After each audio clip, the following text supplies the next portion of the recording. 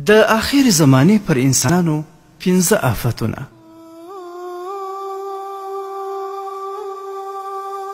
حضرت عبدالله بن عمر رضی الله تعالی عنه فرمایي چې یو وخت رسول الله صلی الله علیه وسلم موږ ته خطبه راکوله.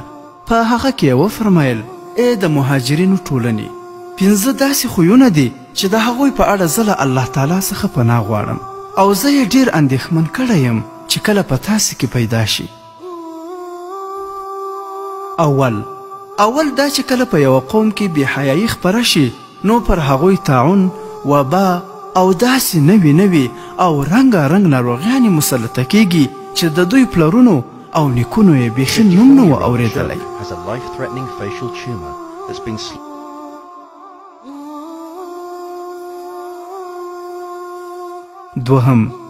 دوهم دا چې کله په یو قوم کې په ترازو او پیمانه کې خیانت پیل شي نو پر هغوی قحطي، ګراني، مشقت او ظالم حاکمان مسلط کیږي.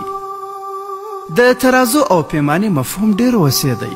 دا هم د پیمانې خیانت دی چې دوهم نمبر مال د اول نمبر مال په نوم خرڅیږي. یا خریدار ته د یوه شي وعده ورکړل شي خو په مقابل کې تر هغه کمزوری شي ورکړل شي، یا مثلا پر یو ټیټ معیاره شي باندې د لوړ معیاره شي مهر ولګول شي.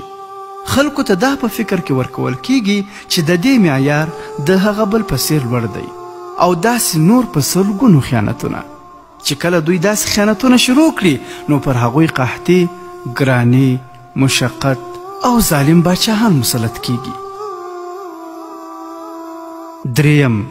دریم خوی رسول الله صلی الله علیه وسلم دا وفرمایه چې کله په یو قوم کې زکات نه ورکول کیږي پر هغوی الله تعالی باران بندوي. څلورم دا چې کله یو قوم د الله تعالی او د هغه له رسول الله صلی الله علیه وسلم سره کړی تړون مات کړي نو الله تعالی به پر هغوی یو اجنبي دښمن مسلط کړي چې د هغوی مال به بې له حق ځینې اخلي.